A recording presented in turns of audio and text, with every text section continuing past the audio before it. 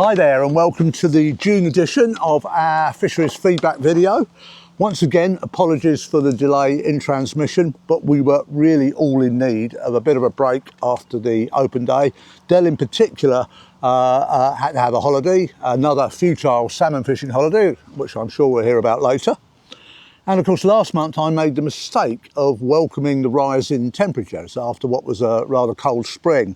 But of course, as we know, the temperatures didn't stop rising and we've had these wretched heat waves which haven't been great for us. They haven't been particularly great for the fish. But that said, our members soldiered on, and as you'll see shortly, some pretty good fish were landed in difficult conditions. So let's look back at what's been happening to our club and with our club over the month of June and a little bit after that as well, given that we're a bit late in July now. It's certainly been a busy period. As ever, we've got all our news, views, announcements, competitions. So let's crack on because there's a lot to get through.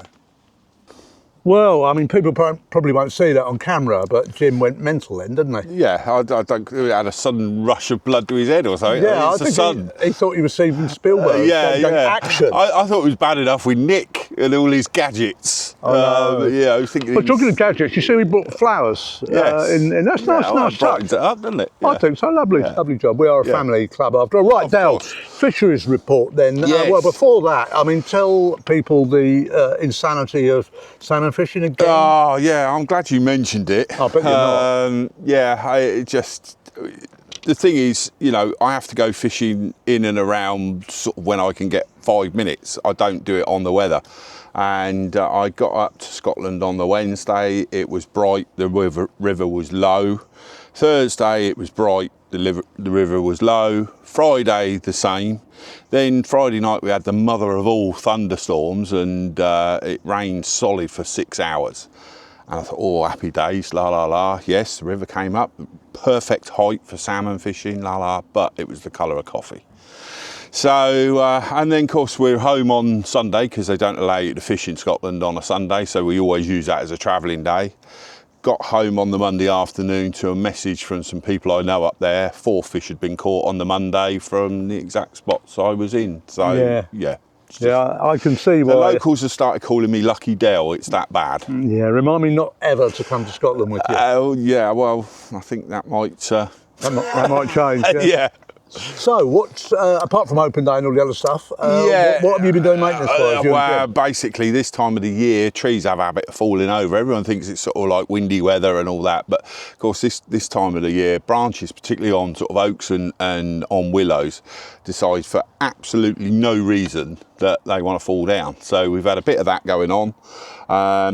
Not too much growing because we haven't had a lot of rain. No. However, you know, brambles seem to thrive when it's like this, and stingers always seem to thrive when it's like this. So, yeah, it's just Jim and Matty, who is now on full time. We've taken him on full time. Hence, I've lost even more hair. Let's put a picture of Matt up now, just so people know that. I mean, this itinerant young man is actually now a deputy fishery officer. Yes, yeah, he is a permanent fixture, and long may it continue. And look, I think sort of.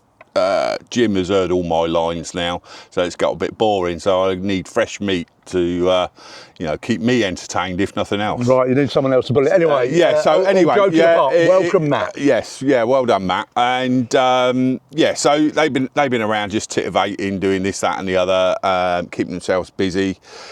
And obviously planning for open days and matches and, all the bits and pieces that we have going on outside of it. The weather, I mentioned it earlier. Now, what have you had to do to mitigate, first of all, have we lost much in the way of fish? Because there has been some nasty old fish kills up and down the country. Yeah, we've touched wood, and, we always touch wood when we do this because it could happen this afternoon. Other than the odd spawning casualty that we always get this time of the year, both on the rivers and on the lakes, we've been okay. It's just a matter of keeping an eye on things. We've been topping up the water in Wilmots because obviously, with the lower water levels in Flint, we're not getting that flush through that we normally get, which allows us to put the amount of fish that we do in there. So we've got a pump pretty much permanently here, and every few days or so we'll pump a bit of water in. It flows back into Flint, but at least it gives it a little bit of a fresh sort of bit of water going in. And you've got aerators on Wilmot and Brownlee. Yeah, we've got aerators everywhere, and it's just ticking over and just basically keeping an eye on things. Same with the rivers. You know, we try and keep an eye on the river. The thing that's been different with this heat wave as opposed to the last one is we're not getting the nighttime temperatures that we were seeing before.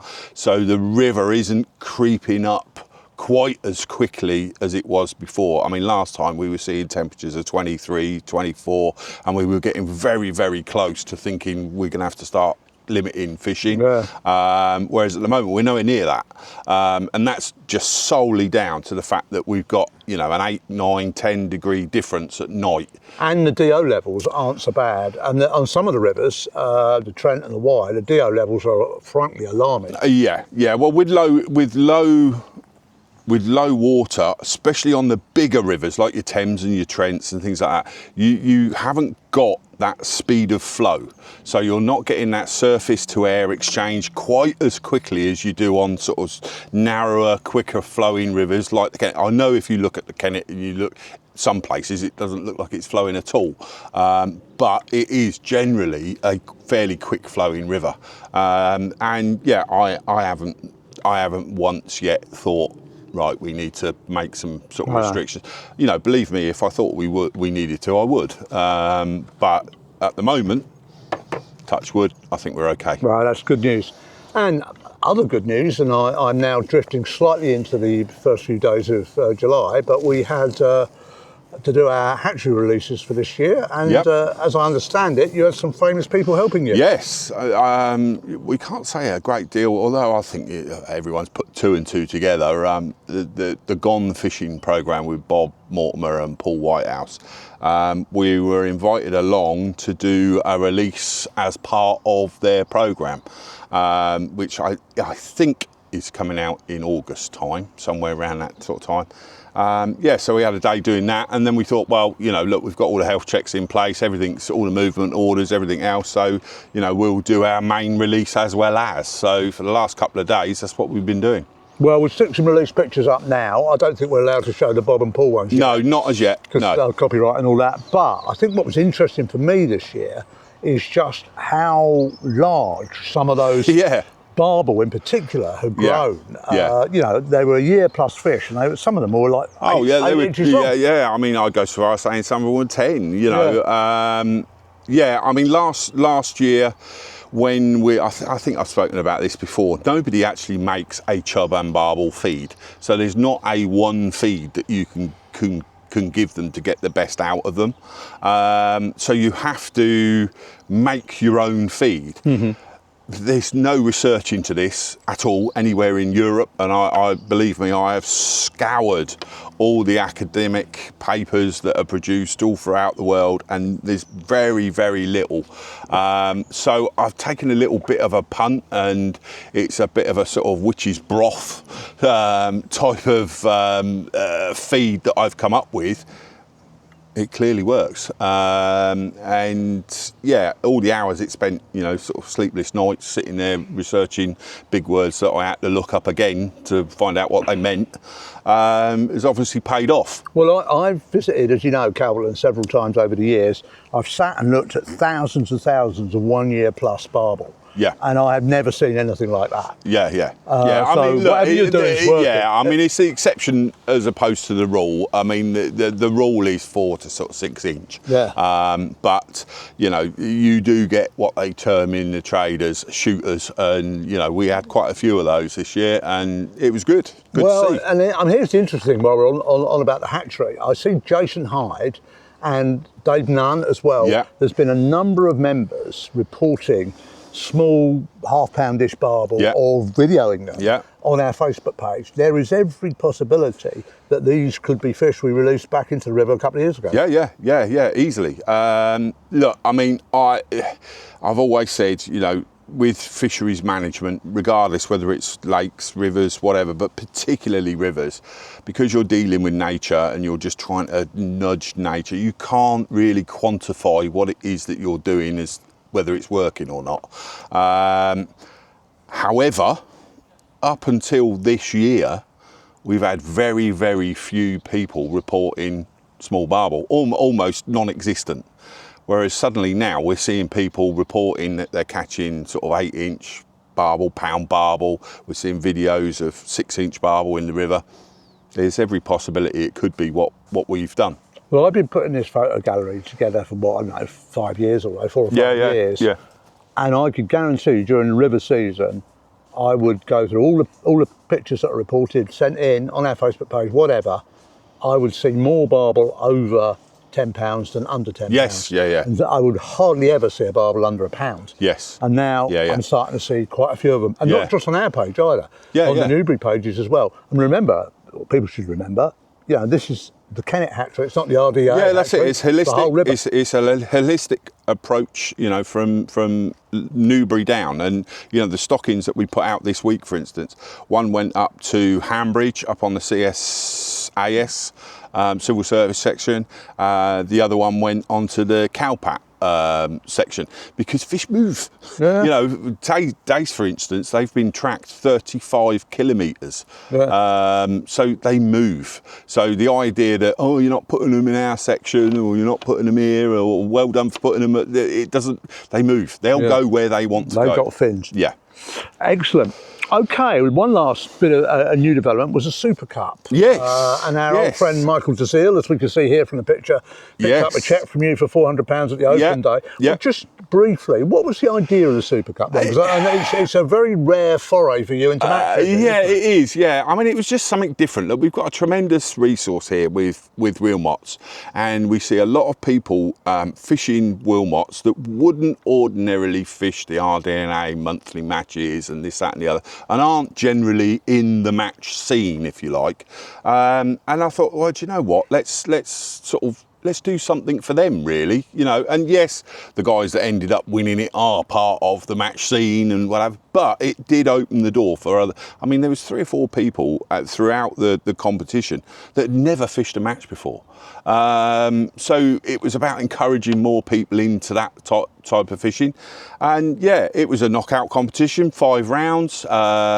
Everybody that was in first to third place got an automatic sort of final place, and the final was fished 16 anglers, and Mike DeSeal broke the lake record with £209, I think it was, which was incredible. And even the seasoned anglers that were fishing in the final couldn't help but be impressed by the way he fished. He really did deserve it. Although he was late and he didn't pick his peg, he'd done everything he could not to win it, but he did win it. So well done, Mike. Can't keep a good man down. No. So we're doing it again. We'll do it again, and you know, I've got another few ideas up my sleeve that might encourage a few more people into that style of fishing anyway. Excellent. So let's talk about the open day. It was our 5th one, and Martin Bowler was the main guest. Yeah, and very good he was too. He was. Yeah. He did 2 sessions for us, didn't he? And I enjoyed having collaboration with the tench fishers. They were a very positive group of people, weren't they? Yeah. It was all good, and it was something a little bit different as well than what we've had in the past. So well, something different. I'll tell you the thing that I think worked well was having, it was having carp on the fly. Yes, that proved extremely popular. There's queues of people wanting to have a go on that. Yeah, who'd have thought it? But, you know, that started with Gem Fox, who's one of our favourites, as we know, catching some wonderful fish on the fly, and he kept posting them up. A lot of interest on the Facebook page over it. So it was good. It was good, and Jim came down to Wilmots the following week, one evening for something or other, and he was saying that every single person that was on Wilmots was fly fishing. So it's good. It's good. Well, that's good. And then of course Jem goes and does the impossible and goes over to Pingewood, not the easiest carp water, and catches one of the monsters on a bloody fly. Yeah. I mean, look, fair play. Perseverance. That's what it's all about. Did you see the picture of him holding it? It was wet up to the neck. Yes. I think he went in after it. I wouldn't recommend that you jump in after him. No, not in Pingewood. Absolutely not. But yeah, fair play to him.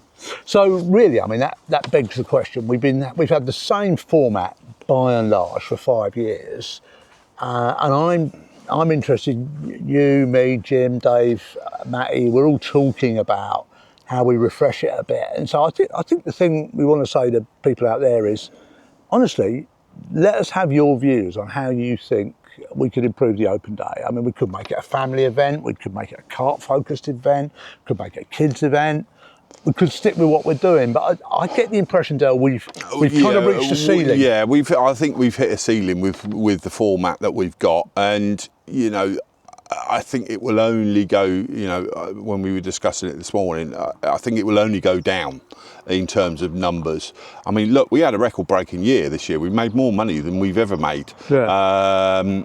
The parking, we gauged stuff on the parking, and we were filling out overflows, if you like, an hour earlier than we were before. So, you know, it wasn't a matter of we didn't get the footfall, but I think we've reached that sort of peak now, and it will only go down if it's the same format each year, year after year after year. So I think we need something just a little bit different. And we're running out of ideas, to be quite frank. So we need some ideas. Give us some ideas. Drop us an email, send us a message. Very interesting, good ideas. The one thing I can assure you that won't change is the raffle. It's very well supported, and I think we would run into trouble with Kimberly Wilcox, who not only won the raffle last year, but won it this year. Twice, I think she won it this year as well. I think she had 2 prizes this year. Unbelievable. Yeah, look, whatever she stepped in on her way here, I'd like to have a bag of it. Yeah, absolutely. Well, we'll stick a picture of Kimberly up now. She's got 2, I don't know what they're called, high quality adrenaline float yeah, boats. yeah, exactly. I wouldn't have minded them myself. No, quite. I'm rather hoping she might flog one. But congratulations, Kimberly, and you know, keep treading on whatever it is you're treading. As yeah, and I think we ought to mention as well. Last year, she won the platinum permit last year for this current year, and she donated it back to us and said, auction it off, split the difference, and she'll donate half of its value back to us, which she's done, and I don't think that needs to be said. So thanks a lot, Kimberly. It's people like you and your attitude that make this club what it is. So thank you. Okay, couple of other things. We've publicised them before. We'll put the posters up now. We've got coaching sessions coming up on the 25th of July and the 19th of September. All the details are on the website or on the posters. And Steve Reed and the Better Fishing Academy have got a stick float and barbel session on the Kennet on August the 8th and the 19th, and the very popular Thames session on fishing the waggler, the feeder, the bollo. Michael Dazil and some of our other more experienced river anglers will be there. That's on September the 12th. So book in now, because these sessions will I mean, we up. get a lot of questions on Facebook with people saying, oh, I'm doing this for the first time, or I want to do this for the first time. Get yourself booked into these. You know, that's what they're for. You know, look, the guys on Facebook help out wherever they can, and you know, you can actually, I do know of people that have buddied up, if you like.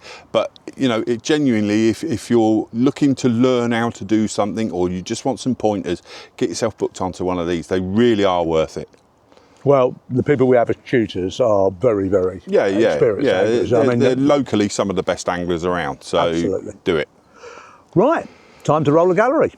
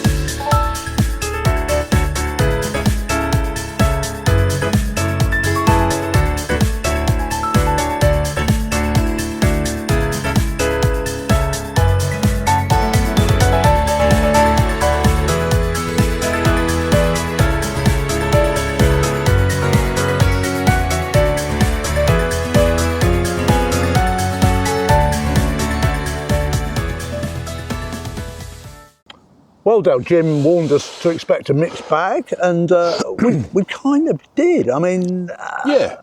they didn't do bad. I was amazed to see a chub there from the Thames. Obviously, Kennet Barber are starting to show. The thing that kind of shined out for me from this particular gallery was how well the youngsters have been doing on Brownlee. Yes, Brownlee's really coming into its own. It really is. I mean, to think we're actually thinking of putting fish in there as well. I think we'll have to revise our plans a little bit. Well, if you remember, a few years ago, we were talking about taking all the carp out and just having it as tench and silverfish. Yeah. Those carp have benefited from whatever you've done. Yeah, exactly. Another happy accident, I think. Yeah. Well, it's going well. It definitely fills that gap between Wilmots and Cottage Lane, doesn't it? Yeah. It's definitely another rung up the ladder, if you like. So congratulations to Ollie Brown and Ben Scott for a couple of lovely fish from Brownlee. And I think it's probably worth mentioning, while we're on the subject of successful young anglers, Flint's not the easiest of lakes to fish for tench, but there's got huge ones in it. Young Joe Matthews got his first ever proper tench. I mean, there's a lot of adults who'd like to catch a tench like that. So, fair play to you. No, that's great. Anyway, it falls to you to decide the June fish of the month. And who have you gone for? And not fish of the month. Sorry, I Photo always say that. I know. Photo of the month. Yes, and I'm always here to remind you. I know. Yes, photo of the month. Again, some cracking photos. And again, I will remind everyone, it's not about how big the fish is or anything. It's about the photograph. And I think the one that stands out this month for me is, now what was his name? Simon McCalla and his barbel. And the only reason that stands out is it's a different angle. It's something a little bit different. And I think it's just cracking now. It just shows up the front end of a barbel. And that's quite a well-known fish. A lot of people have caught that fish. It's he's a friendly guy. Yeah, apparently it likes its bait. But look, popular girl. Yeah, that's a cracking picture. I love that. So, well done. Get in contact with us, and I will make sure your prizes are in the hut for your collection. You'll get some ground baits and bits and pieces from Bait Tech, and of course, the Reading and District Bobble Hat. Beanie, I keep telling you. Always have beanie. Yeah. Perhaps I will get some bobble hats with bobbles, and then I'll be right for once. Yeah, go on then. Right, my turn now. Fish of the month for June. This is the fish of the month. It's not the photo of the month, fish of the month. For reasons which will come abundantly clear, this absolutely isn't the photo of the month. It's absolutely bloody dreadful photo, but an incredible fish. Two serious entries that I'm going to highlight. Young Morgan Jones, 31-pound common carp from Cottage Lane. Yeah. Great photo, great fish. Great to see a youngster doing it. Yeah. I didn't know they went over 30 in Cottage Lane. Well, there's very few of them around. Since we've opened it up, Cottage Lane is the weights, they've packed on weight. So more bait, more oxygen. More oxygen. They feed harder, they put weight on, and that's the results. Fabulous fish. So congratulations to Morgan Jones. Sorry he didn't win the prize, because how could I not give it to David Hampshire? I met David, I talked it through with him. 51-pound 14 mirror carp from Flint. I think it's the one they call the box mirror. Quite a famous fish, doesn't come out often. Nope. Great angling achievement. So congratulations. And do you know what I like about that? He's taken a picture in the dark. He's not become precious and wanting the best photo in the world, this, that and the other. He's thought about the fish. He's thought about, it's a bit warm. I'm going to get it back in the water. I'll take a picture and get it away. So well done, Dave. Really impressive stuff. Absolutely echo that. However, I do think we need to buy him something to set his camera off. If you look closely on the photo there, you'll see he hasn't got any teeth. Yeah. Actually, David's got a fine set of teeth that he's holding in his mouth. His release button thing, His release. Well, perhaps with his voucher, he could go and buy something for himself, and so that he's not. Is that what he's doing? Yeah, I did wonder. I thought he was having some sort of episode myself, but yeah. Well, let's not abuse the guy. He's done remarkably well. Dave, you've got a £50 Angling Direct voucher coming to you. give me a shout. We'll meet up on the bank and do the usual handover, and of course the monthly trophy. So congratulations, one of the bigger carp in our waters, and nice to see her on the bank. Nice to see her fit and healthy. Yeah, exactly. Okie doke. I think we now move on to the birthday prize draw, kindly sponsored by Fortis. Yes. You have a number generator, haven't you? I have, and this has gone back and forth because I'm not going to go into it, but we're back on doing it for birthdays, which I like anyway. Yeah. I like to be able to give our members something for their birthday. So, right, we've got 110 members have had their birthday this month, so you can have that bit. There's a number generator there, just so that I'm not cheating. Show it to the camera. Generate number 19. Okay, everyone else here says Mr. or Mrs. This one says Master. Ah, yeah, so that's Cooper Chesterman. That is Cooper, I know Cooper Chesterman. Yes, well done. So, yes, Cooper, there you go. Nice set of fish finding sunglasses. I think that's what you would call them. And these are guaranteed to find yourself some fish. So give me a shout, Cooper, and I'll make sure these are in the hut and you can come collect them. And happy birthday.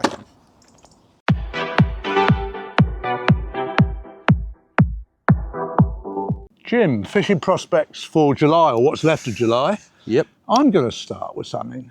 What about the rudd? Cool, yes. You could ask Kevin Hargreaves about the rudd with his tench fishing. A couple of weeks ago, I think he turned up to Flint for a session. I don't think he could get a maggot to the bottom. So, yeah, plastics if you're tench fishing at the moment on Flint, because the rudd have certainly woken up. The weeds up in the edges as well now, so it's not like sort of sometimes when the rudd are out in Flint, you've got sort of, they're out a little bit further. At the moment, they are a rod length off the bank. You can turn up with a couple of pints of maggots. If the rudd are in front of you, you can have a great afternoon's fishing. What would you advise? I mean, in the past, I've had a couple of sessions and I've wandered around till I found them. Yeah. Rather than waiting for them to come to big. Once you're on them, they're simple to catch and there's 15, 20 pound of fish there. Yeah, there's a lot of fish in front of you. But yeah, it's definitely, you have got to find them. I think obviously if you're down early in the mornings, you'll see them pimpling about, but definitely be on your toes, like you say. If you, the sort of guys that are coming down, if you're just wandering around with a waggler rod, you've not got to be taking a barrow of kit with you. So you can walk around Flint in 20 minutes, see where these fish are pimpling about. And if they're at range, stick a feeder on and you'll get them at range. But if they're close in, keep punching a waggler, spraying the maggots, they'll come up in the water. And there's plenty in there to be caught. Worth taking a bit of corn to try and single out the bigger ones? Yes, certainly is, yeah. The corn will definitely get you the bigger size rudd. And obviously if you're float fishing in the edge as well, you've also got a chance at a tench, but the rudd are going to be getting in there first at the minute. Oh, it's certainly turned on in lots of places. What about the tench fishing then? Because I mean, it's been exceptional in May and June. What about tench fishing in July? Yeah, it's been a really good spring. Lots of guys over all the gravel pits, Pingewood, Englefield, Flint, and even Cottage Lane as well have been catching really good. Nice to see the doubles this year being caught, and a few smaller ones coming out of Cottage Lane. I'm not sure if any of the new ones have been caught so much yet, but at the moment Flint is prime for float fishing in the edge for tench. This is what I think a lot of people sort of hold out that first bit of spring, and in Flint early on in the season they are at range at times. You sort of need to be fishing 30-40 yards with feeders, but at the moment the weeds up in the edges, these tench, Farnham Flint, the margin and the feature, that is your feature there. They're not always out on the islands, so get yourself down, rake a little spot of an evening before, come down, simple float fishing in the edge, lift float method, all works, but make sure you can get past these rudd. And the rivers, as predicted, a few barbel out, not that many. I mean, we were delighted to see the little ones, but I guess as it cools down, the barbel are going to be a lot more active. Yeah, I reckon as soon as we get this sort of cooler weather and if we can get a little bit of rain to just put a bit of chill in the river, a bit of dump of rain, just really spur these fish onto feeding. As they've been left alone for, I'm sure a lot of people haven't sort of bothered for this last month, so I'm sure when we do get this good bit of weather, the fish are going to be really up for it. Chub and barbel, and also all your silvers as well. People at the moment are sort of thinking, oh, it's a little bit hot today, I'll give it a miss, but come when we're getting these cooler evenings, get yourselves out with your stick floats, plenty of maggot, and they're going to be well up for it on the rivers. I think the last point I would make is end of July, beginning of August, the roach start having the hemp on the Thames. Yes, yeah. A trick when it's hot, and you'll be catching the fish up in the water. There's, you know, be getting them at half depth a lot of the time on a waggler or a whip or whatever, unless you put a big bed of ground bait down. But don't ignore running through with a bit of corn. Oh, There yes, are certainly. certain days when, you know, those fish, they'll take the hemp and tares, they'll take the hemp on the hook, but if they will start taking a single grain of corn, you will start singling out the bigger The Thames bigger roach. fish, yeah, for sure, yeah. I mean, Michael DeZille's proved that. Yeah, he certainly does, yeah. And it's great to see, even look, if you're not targeting, we're not all specimen hunters out there, it's great to see on the Facebook page, even fish of this size, whether it's a gudgeon, a minnow. Keep the pictures coming up, guys. It's great to see. Thanks very much, Jim. Good luck, everyone. Well, that's it for another month. We hope with things cooling down, you can all get back out there and enjoy some great sport and some tight lines. Hope to see you on the bank soon.